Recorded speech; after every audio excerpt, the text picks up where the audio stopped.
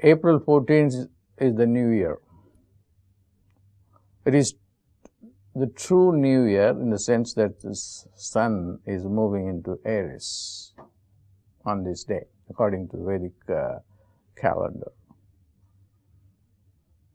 As he moves into Aries, which is the first sign of the zodiac, so he brings in a new energy for the entire year. In Tamil Nadu, which is in southern India, we follow this April 14th as the beginning of the new year following the solar calendar.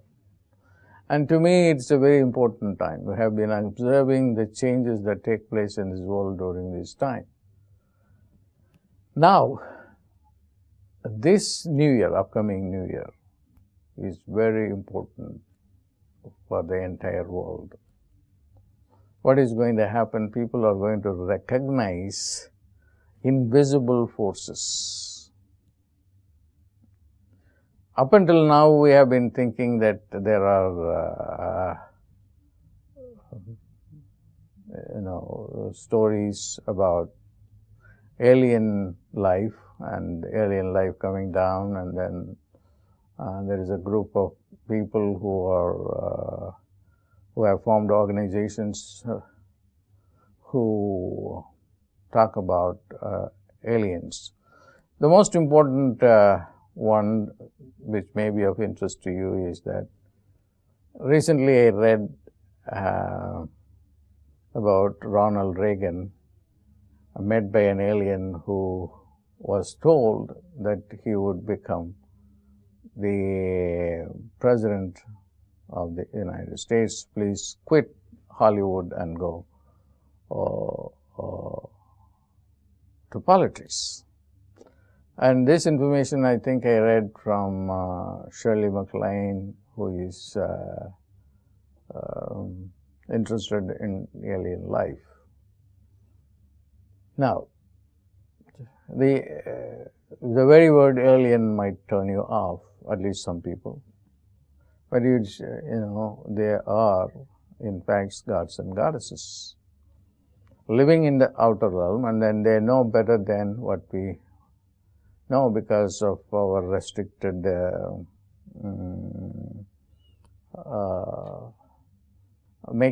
mental makeup, our the biological and psychological engineering. They are all suited to only process very limited reality and also process it too.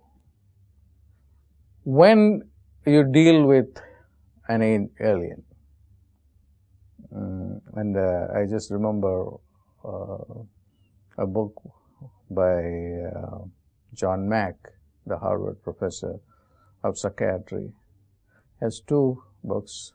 One is on I think the first book is Abduction, and the second book is Passport to the Cosmos.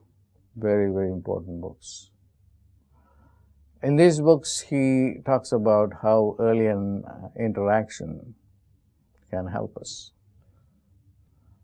Now, this is not a new phenomenon.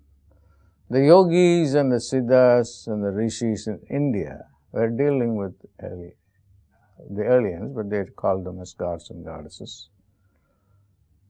And they are powerful only at a certain time.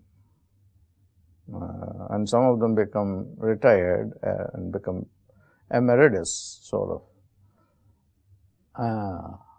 But the one that is becoming more active and kind of continue to be active throughout this year and even after that is the elephant-headed god Ganesha, who is a god in the Indian tradition. He is also worshipped in Japan and all of South Asia. He has been kind of playing a role which is not prominent as the high god like Vishnu or Shiva, although he is the son of Shiva. He is going to take over. And what is he going to do? And he is going to help people to improve their intelligence, because he is primarily the god of intelligence. He is the master of the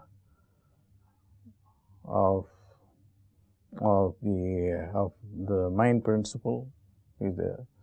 And he's also a master insofar as time-space reality is concerned. So he's going to give us a life that is a lot more better than what we can conceive of on living with modern science and technology.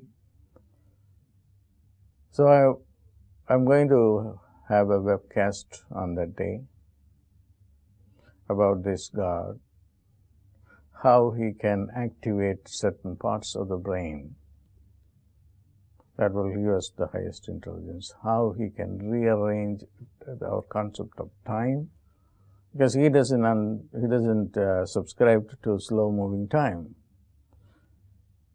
So he says that things can be done instantaneously, and you don't have to wait for time to come.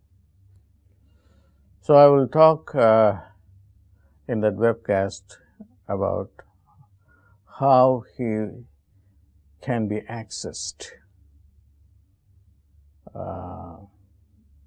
through his mantra, through his yantra, through a herb that is sacred for him, in this case the Bermuda grass.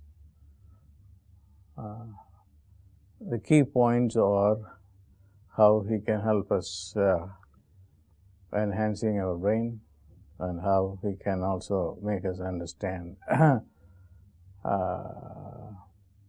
the time factor so that we can get things instantaneously. So that's going to be the program for April 14th, which is the New Year. God bless.